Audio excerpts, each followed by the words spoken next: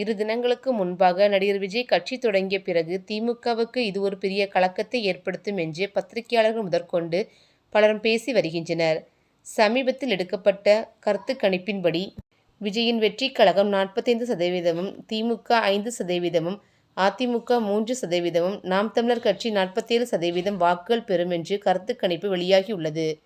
இனி வருகின்ற தேர்தலில் திமுகவும் அதிமுகவும் இருக்கிற இடமே தெரியாமல் போகப் போகிறது என்றும் சமூக ஆர்வலர்கள் விமர்சித்து வருகின்றனர்.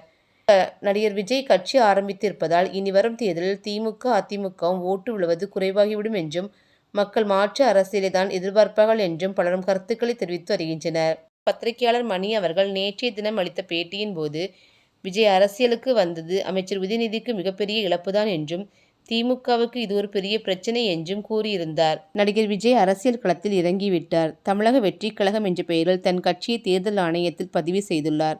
லோக்சபா தேர்தலில் போட்டியிடப் போவதில்லை என்றும் 2026 சட்டசபை தேர்தலில் ஜெயித்து தமிழகத்தில் ஆட்சி அமைப்பதே இலக்கு என்றும் விஜய் அறிவித்துள்ளார்.